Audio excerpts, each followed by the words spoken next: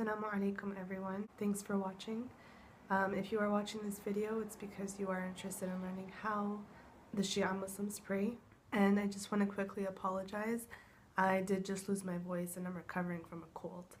Please forgive me on that. So this is just going to be a quick video. I have a couple of links in the description that you guys can refer to for further questions. So obviously before we start praying, the first thing we need to do is make sure that we're clean. So obviously that could be with wudu, tayammum, or ghusl. So details on that could be found on other websites, or if requested I can always make a video about that. But as for now, I'm just letting you know it's a prerequisite before praying. Also, there are other things that you can do that are recommended. They're not mandatory, but they are recommended. These things are like wearing perfume or cologne for males, or wearing makeup for females, or wearing nice clothes, or showering. These are all good things to do before you pray that you get extra reward for. God loves clean people. Then we also have the adhan and the iqamah. So first the adhan gets recited. So for your convenience, I will mention what gets said during the adhan, followed by what gets said during the iqamah, and I will try to have written in the English alphabet how to pronounce it below in the video as well, and how many times it is repeated. So first, Allahu Akbar, Ashhadu an la ilaha illallah, Ashhadu anna Muhammadur Rasulullah, Hayya ala salah, Hayya ala falah, Hayya ala khayr al-amal, Allahu Akbar, La ilaha illallah. Now for the iqamah, it's very similar. So you say Allahu Akbar, Ashhadu an la ilaha illallah, Ashhadu anna Muhammad Rasulullah, Hayya ala salah, Hayya ala falah, Hayya ala khayr al-amal, Qad qamat as-salah, Allahu Akbar, La ilaha illallah. Now you may hear some Shi'as who recite a line about Imam Ali alayhi salam, something like Ashhadu anna Aliyan wali Allah, Ashhadu anna Aliyan hujjat Allah. So those things are not mandatory, nor are they ever considered part of the adhan or the iqamah. Now, after those are recited comes the actual prayer. So in the Shia school of thought, one must face the qibla. There are circumstances where it's impossible to do so, and in such cases there are rulings for those. But generally speaking, it is mandatory for everyone to be facing the qibla, which is the Kaaba in the city of Mecca. So wherever you are in the world, you must face the Kaaba. Where I live, it is northeast. So this includes the chest and the stomach, and it's actually recommended that your feet on your toes be pointed in that direction as well. This is one of the reasons why Shi'as don't look face to face at the end of their prayer, because we believe that it needs to be completely facing the Kaaba the entire time from beginning to end of Salah.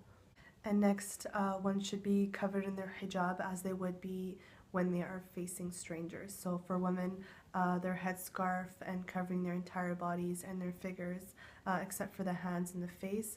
And depending on who you follow, that could include your feet as well. Everything you wear should be clean of any impurities. It should be tahir. Now again, I am not an alim or a scholar or any of that kind of stuff. I'm just telling you from a practicing Shia Muslim perspective, based on the knowledge that I do have, based on who I follow as a murja, and the general path and school of Ahlul Bayt. So then the actual performance of prayer starts off with your intention. So your intention is your niyyah. So before you start praying, you should always remember what your intention is and reflect before actually starting the performance. So before you pray, for example, your morning prayer called Fajr, you would say, I offer Fajr prayers, 2 Rakaat, wajib qurbatan lillah. So that means I am offering 2 Rakaats, which is when you prostrate into Sujood and come up twice, 2 performances of those, of the prayer, of the morning prayer called Fajr, for the pleasure of God. So you do this at the beginning of every prayer, whether it's a mandatory prayer or a recommended prayer.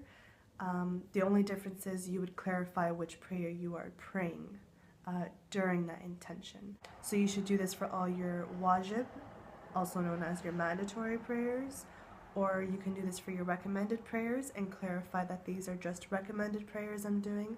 Also clarify how many rakats you're doing. And you can also do this for qasr prayers. You are traveling outside of the city or outside of your hometown for less than an allocated amount of time, and you're considered a traveler.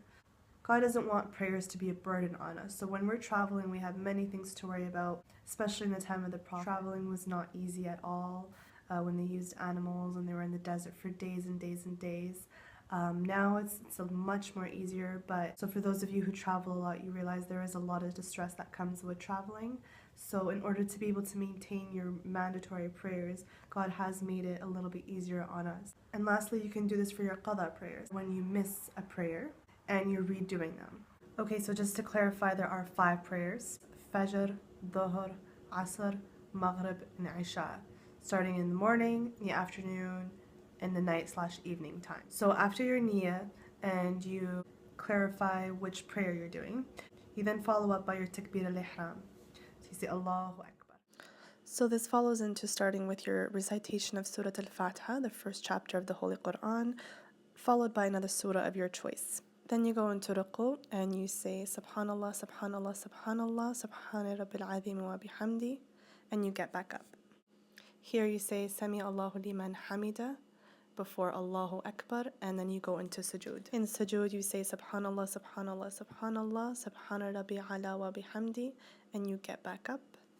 Once sitting up straight, you say Astaghfirullah Rabbi wa atubu ilayh before going back into your second sujood. Now you recite the same thing as you would in the first sujood, and then you sit up and say Allahu Akbar before preparing to stand back up for your second rakaat. Now in between the process of sitting and standing up, back up, you say Bihawlillahi wa quwwatihi aqumu wa aq'ud.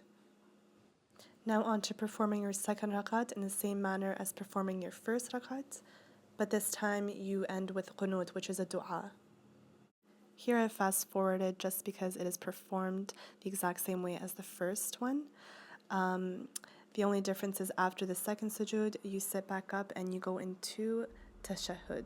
This part is a little long. You say Ashhadu an la ilaha illallah wahdahu la sharika lah wa ashhadu anna Muhammadan abduhu wa rasuluh. Followed by Tasleem, Assalamu alayka ayyuha nabiyyu wa rahmatullahi wa barakatuh. Assalamu alayna wa ala ibadillahi salihin. Assalamu alaykum wa rahmatullahi wa barakatuh. So here you say Allahu Akbar 3 times, completing your prayer. And if you would like, this is where you can say Salam side to side, as previously mentioned, as your prayer is now complete.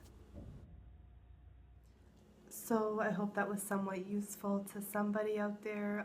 For more information, for more accuracy, for more credibility, and for more details, I'm going to put some links in the description below. So I hope this is helpful, and until next time, Assalamu Alaikum wa Rahmatullah.